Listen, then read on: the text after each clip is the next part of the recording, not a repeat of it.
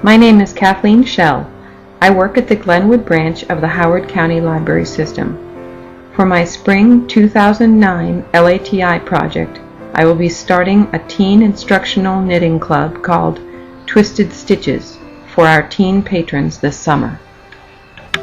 The Glenwood branch is located in far western Howard County. We currently offer a teen reading club, chess club, DDR, Wii, art, music, and movie events to our teen customers.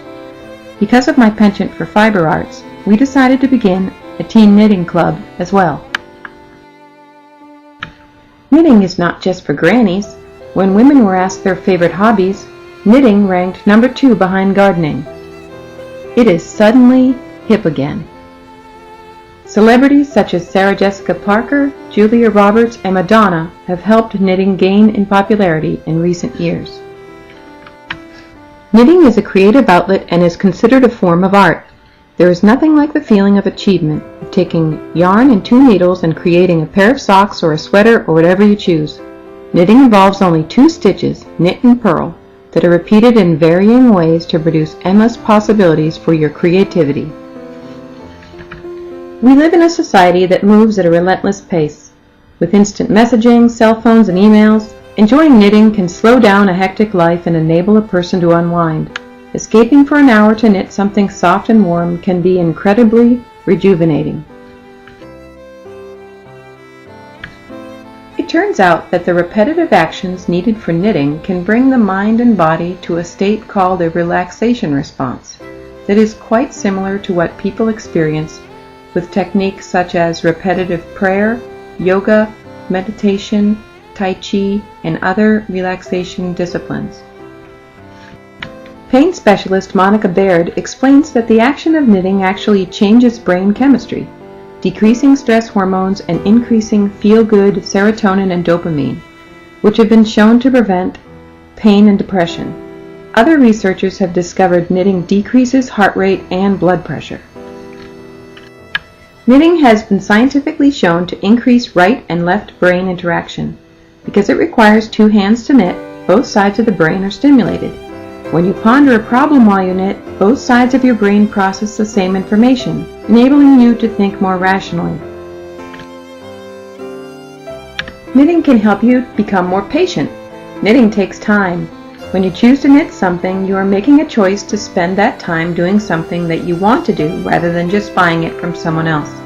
It is also challenging. By completing projects, you learn to work through frustration and be persistent. Knitting exercises your brain. Complicated knitting involving intricate lacework or a pattern that has 44 rows to every pattern repeat can really stretch your thinking processes.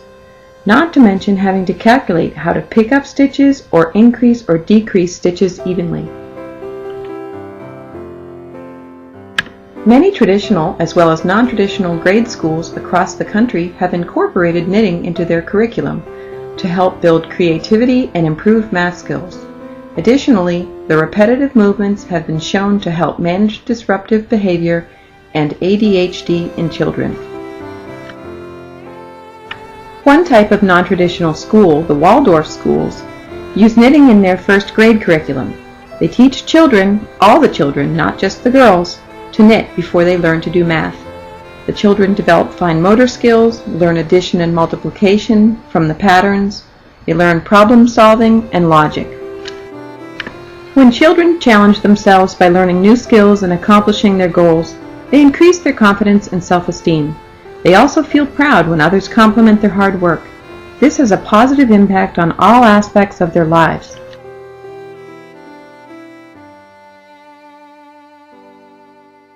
Many people have found that regular knitting sessions keep their fingers limber and their hands strong.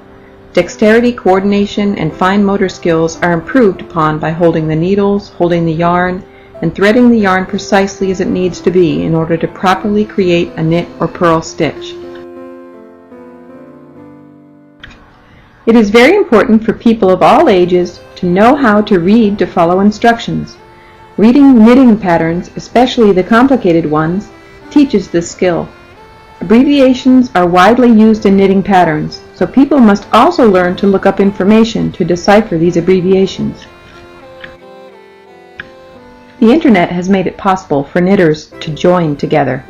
Knitting for charity has become very popular, as has knit-alongs, when you knit the same project as your buddies and help each other out, and knitting blogs, when you blog about the projects you're working on.